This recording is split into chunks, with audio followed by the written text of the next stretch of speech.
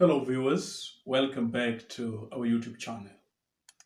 Today our study is still on the anthology ASilentSong and Other Stories. The story today is Chimamanda Adichie's Ghosts. This story is quite interesting, especially on the choice of the thematic concerns that are highlighted. The first theme highlighted here is that of corruption. Corruption has riddled many African states as we speak.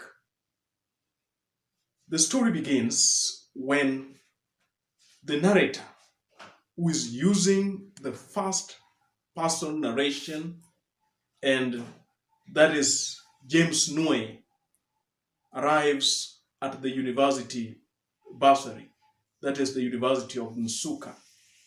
He has yet again come to claim his pension. When he arrives, then the clerk present, Ugoke, tells him that the pension has not arrived. When this happens, James Noe is really surprised by the turn of events. There's tattered men who are seen gesturing and conversing under a tree. The complaint is one: the pension has not arrived. They mention the reasons as to why the pension must not have arrived, and it becomes evident that the Minister for Education squandered the money that ought to have been paid out to them. The tattered men, gesturing and gathered under the tree, claim that the Vice Chancellor of the university has deposited the money meant for pension in high deposit accounts. The Minister for Education has also squandered that money. Another instance of corruption that comes out is that which comes out from Ekena Okoro's conversation with James Noe.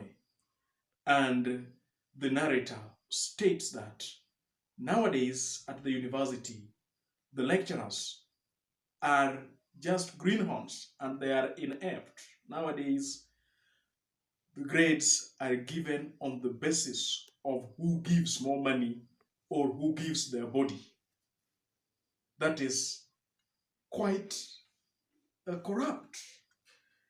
Again, we see flashback being used in that conversation when they flash back to the former Vice Chancellor, Josephat Udeana. Despite being a music dancer, we realize that Josephat Udeana really managed the university as his father's coup. And it was like he was a solo university council. He decided who gets promoted or who gets stagnated. That is also an act of corruption. Again, from the conversation, we also get to realize that it is a common thing, a commonplace event, that nowadays in this state, the fake drugs are finding their way into the market. Towards the end of the story, we get to see James Noe, that is the narrator, watching a television. And from the television that he is watching, it is evident that one interviewee has been accused of having imported fake typhoid fever drugs from overseas. He claims live on TV that his drugs are not killing people. The only thing is that they are just not curing their illnesses. And the corruption is captured in that paradoxical statement that he makes. The narrator also confesses that whenever he cannot pay up for the subscription on TV, and whenever his TV cannot have the channels like BBC, the CNN, he normally bribes the Nitel so that somebody can get to repair his TV. Again, those who are nearing retirement age are also frustrated. They're frustrated because of the kind of despondency that is seen in those who have retired. So then they go to the personnel and they are added 5 more years. That is also an instance of corruption that comes about there. The other thematic concern that has also been dealt with is that of war. There is quite an obscure topic in history that has been alluded to. That is the Biafran War. The Biafran War happened somewhere between 1967 to 1970 in Nigeria. This Biafran War has been highlighted, and it is a war that the contemporaries can learn about. The building up of the character Ikena Okoro, who is thought to have been dead, really shapes our knowledge and information about this war. Ikena Okoro is an astute champion of the downtrodden. When he mounts the podium to highlight the plight of the subordinate staff at the university or to petition the government, is admired. His erudite asperity with which he blazes through issues is admired even by those who are in proper sciences, as the narrator. For a long time, they have had prejudice against those in sociology, but they get to forgive Ikena's peremptory style of doing things, and they do not discard altogether his pamphlets. We are told that when the evacuation was going on or happened at the onset of the Biafran War on 6th of July 1967, he was seen going into the campus, the Nsukka campus. So then we see war come out as a recipe for evacuation, displacement, and the birth of refugees. Local villagers are seen walking out and about Nsukka campus. Men are riding their bicycles, carrying yams. Women with their children tied at their backs, carrying boxes in their hands, move to safety. Barefoot children also holding their bundles. It is lucky for the narrator because they have their impala that they drive as the Biafran soldiers wave them out of Nsukka campus. And this just highlights what happens during wars. There are tremendous displacement and evacuation of persons who would be refugees. Another effect about war is that when war happens, then there is a sure destruction of property.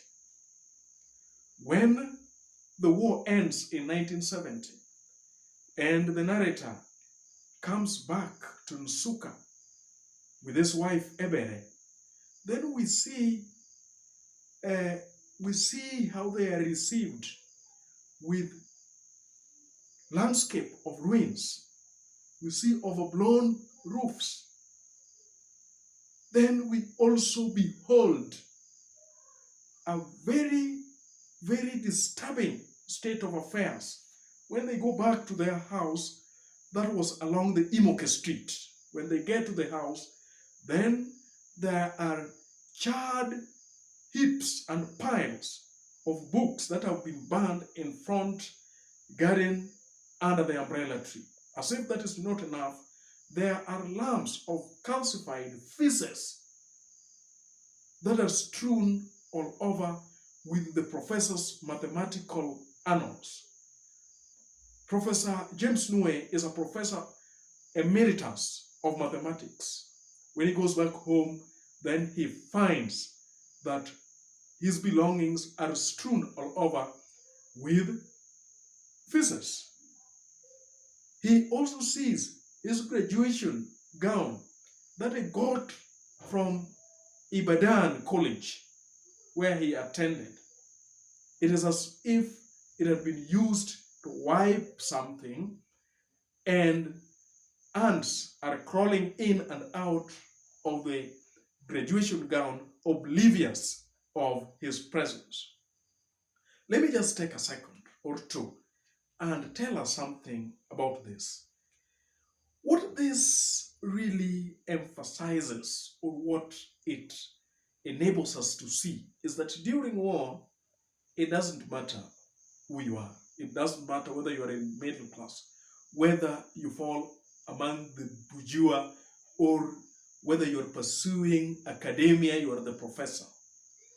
The graduation gown and the mathematical annals of James Nue no longer make sense when the evacuation and when the ransacking of Nsukka begins.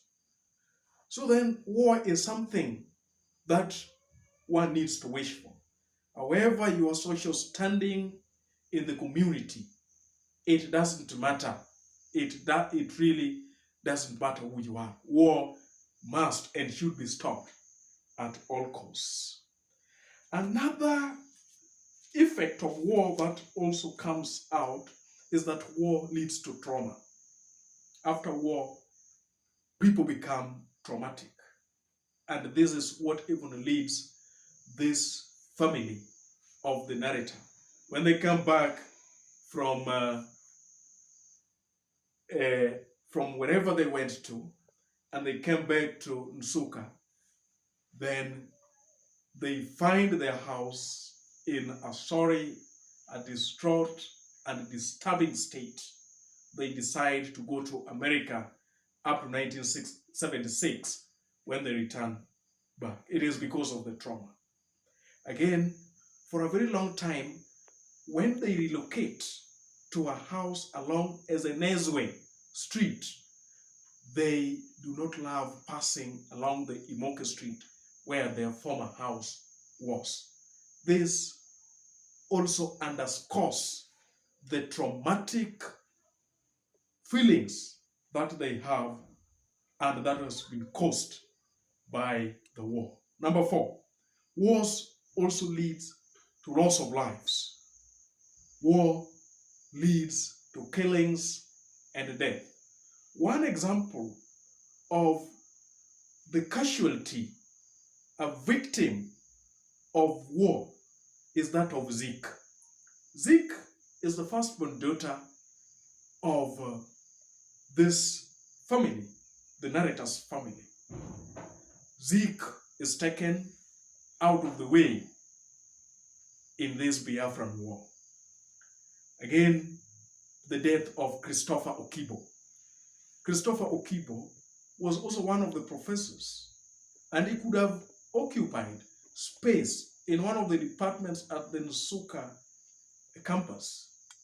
But then he decided to take up his gun and fight during the Biafran War. Biafran War, as the narrator states, takes their star, takes away their genius, and a colossus in the making. That is Ikenaukoro, our states. Again, Ikenaukoro, who gets to converse with the narrator when it comes out of the bursary, also states that his family died during the bombing that took place at Olu. Again, from Professor Ezike, Ezike's relative, James Nue, the narrator, and his company get to know of 2 lecturers who died during the evacuation of Nsukka, and the very day that Nsukka fell to the federal soldiers, and the Biafran soldiers were driven away out of the campus. It is stated that 2 lecturers got killed during the melee. So war also leads to death. Those are the 2 major thematic concerns that are highlighted in The Story Goes by Chimamanda Adichie. Until next time, thank you.